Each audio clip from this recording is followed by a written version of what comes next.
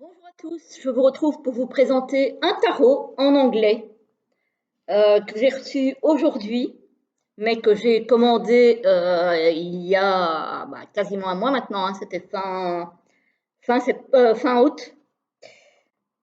Et donc, il a mis du temps à arriver. C'est le Yuletide Tarot, voilà, sur le thème de Noël.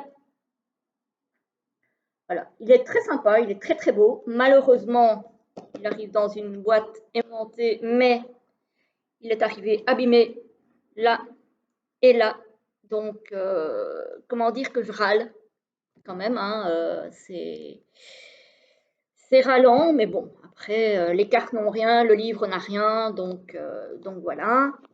On va retirer le bouquin, on va retirer déjà les cartes. Donc, j'ai déjà ouvert le jeu, je l'ai encore laissé dans l'ordre, mais je l'ai déjà ouvert, hein.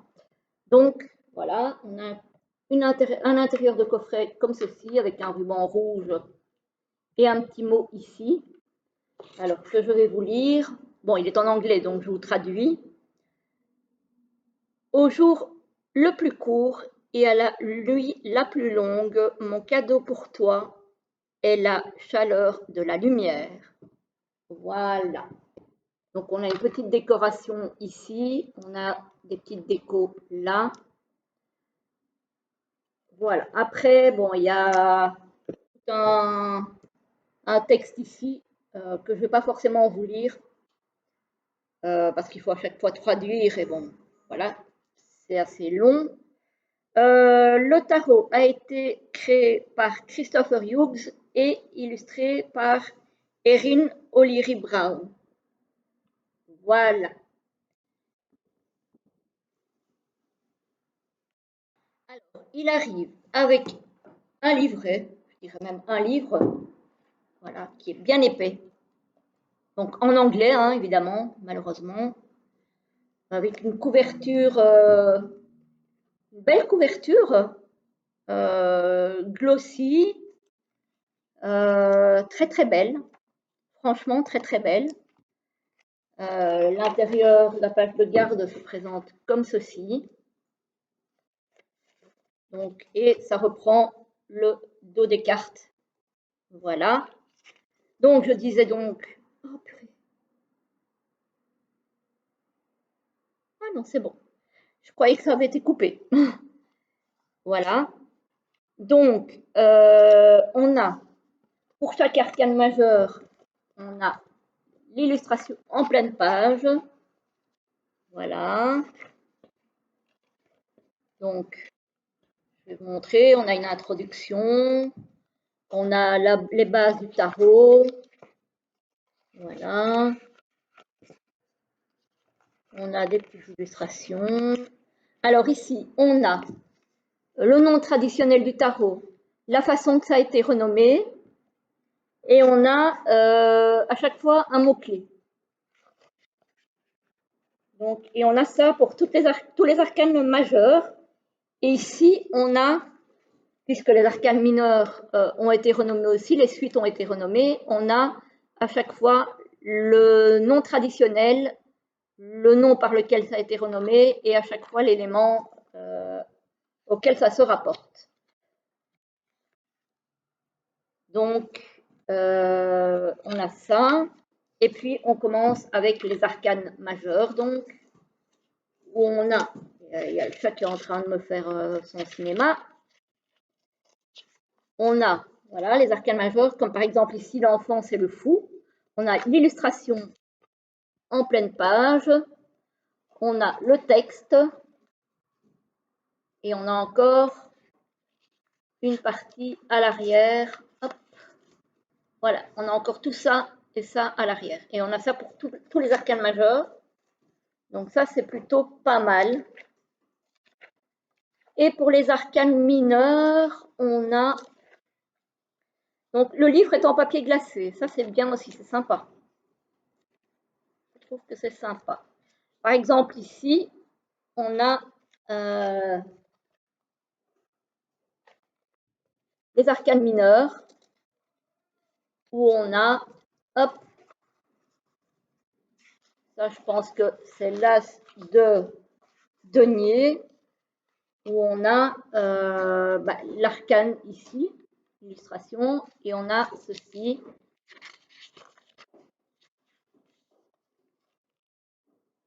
Voilà, on a un petit peu moins pour les arcanes mineures, mais il y a quand même, hein, il ne faut pas plus de toute façon. Hein. Voilà, et on a ça pour toutes les cartes.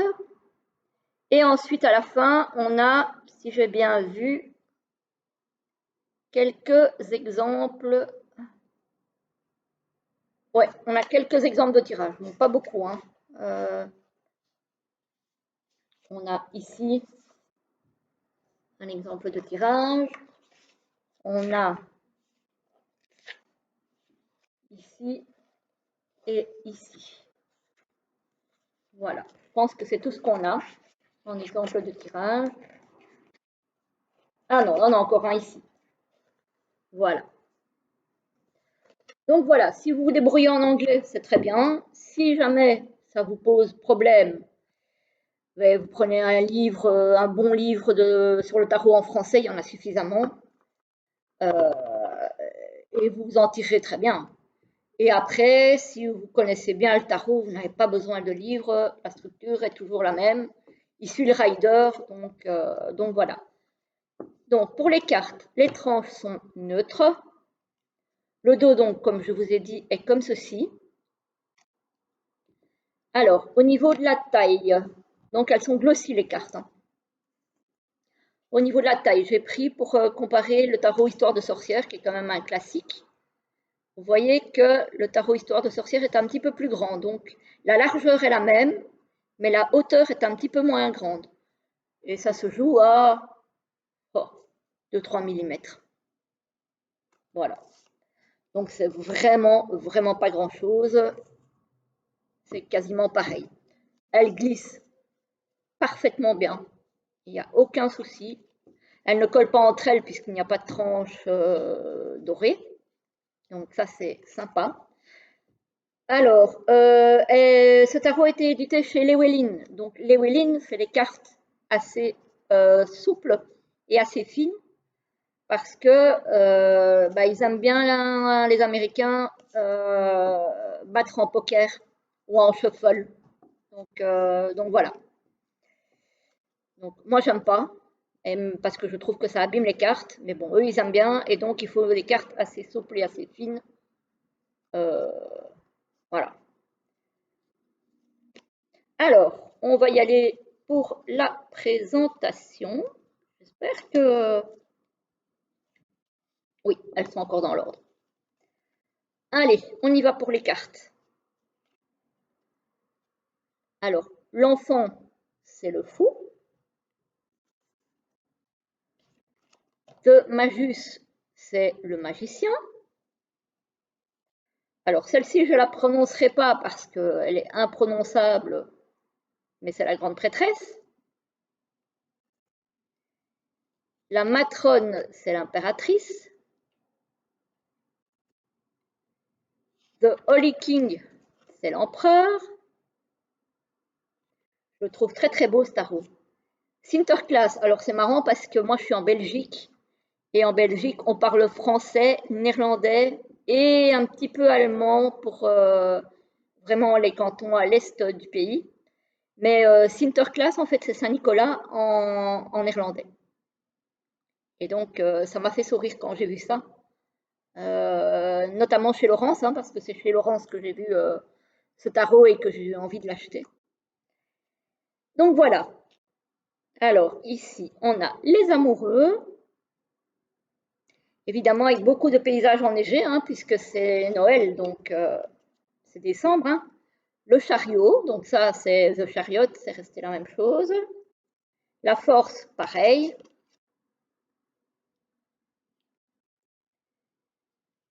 Le Father Christmas, c'est l'ermite. La roue de l'année pour la roue de fortune. La justice, ça c'est pareil. Le pendu, ça reste le pendu, même en anglais. La mort, ben, ça reste la mort. Bon, elles n'ont pas toutes été renommées, hein. Alors, la justice, non, pas la justice, la tempérance, pardon, c'est la balance. C'est ça qui m'a induite en erreur, en fait. The Krampus, c'est le diable. The Lightning Tree, c'est la tour. L'étoile, qui reste pareil. La lune aussi, c'est pareil. Le soleil. Elle est belle, cette carte. Elles sont toutes belles. Alors, The List, c'est pour le jugement. Et le monde, ça reste le monde. Alors, ici, les candles, à mon avis, c'est les bâtons, ça. Ouais. L'as avec la bougie. Ah, ici, ça doit être... Alors, attendez, parce que là, je vais quand même regarder un petit peu dans le livre avant de vous dire des bêtises. Parce que du coup, pour les mineurs, ils les ont classés un peu bizarre. Alors, candles. Ah, candles, oui, oui, c'est les bâtons. On est d'accord. Ok, les candles, c'est les bâtons. Alors, les cans. Ah, voilà, ok. Donc, ici, comme je vous disais, donc là, c'est bien les bâtons. Donc, l'as de bâton. Ici, on a l'as d'air.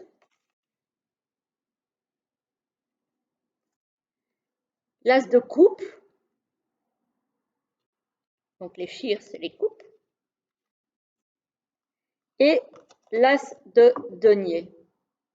Donc, en fait, ils les ont classés tous les 1, tous les 2, etc., etc. Ici, on a le 2 de bâton, le 2 de coupe,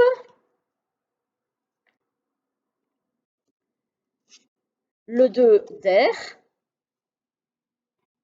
et le 2 de denier. Ici, on a les 3. Donc, 3, encore une fois, de bâton, 3 de coupe, 3 d'air, donc 3 d'épée, hein, l'air, c'est les épées, et le 3 de denier. Ensuite, on a les 4.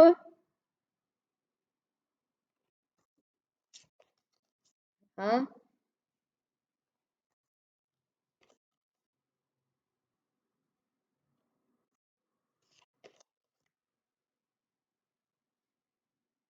denier. On reconnaît très bien les suites, je trouve, hein, par contre. C'est vrai qu'il faut un petit peu se familiariser. Là, on arrive dans les 5. Donc, le 5 de bâton. Le 5 de coupe. Le 5 d'épée.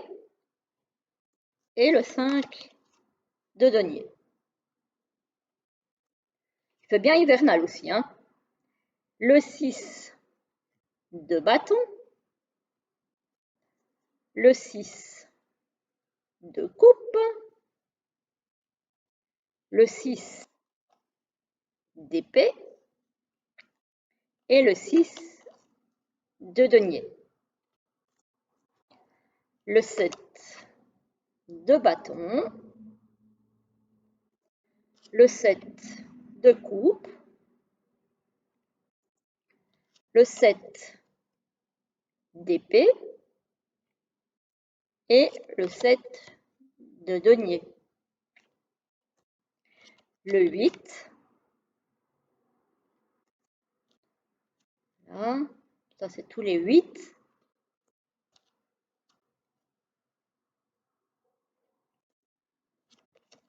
Et le 8 de denier Alors, le 9. J'espère que vous voyez bien qu'il n'y a pas trop de reflets parce que on est le soir, j'ai dû allumer. Et comme les cartes sont glossy, le 9 P et le 9 de denier. Le 10 de bâton, le 10 de coupe,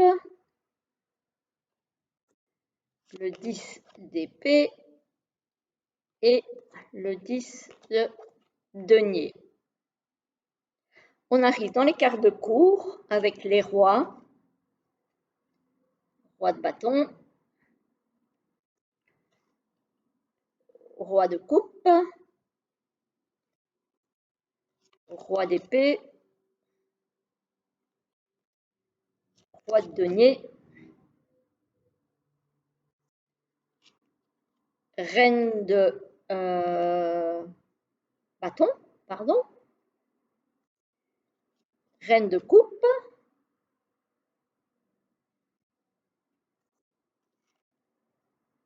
reine d'air, donc reine d'épée. Effectivement, elle est assez froide, hein. On voit qu'elle est elle est très sérieuse, elle est très froide. C'est bien la suite des épées, hein. La reine de denier, qui est elle plutôt chaleureuse, hein. Alors, le valet de bâton, cavalier, pardon, de bâton, pas le valet, le cavalier.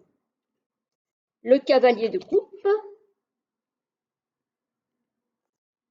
le cavalier d'épée et le cavalier de denier. Et pour terminer, ben justement, les valets. Le valet de bâton, le valet de coupe, que j'ai failli laisser tomber. Et hein, les valets ne sont pas nécessairement des hommes ici, hein, c'est plus des femmes, hein. Le valet d'épée et le valet de denier. Voilà. Voilà, en général, j'aime pas trop quand les valets, les cavaliers et ainsi de suite sont des femmes. Ici, je ne sais pas, ça me dérange pas.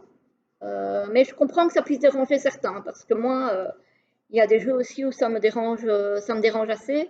Ici, franchement, ça ne me dérange absolument pas.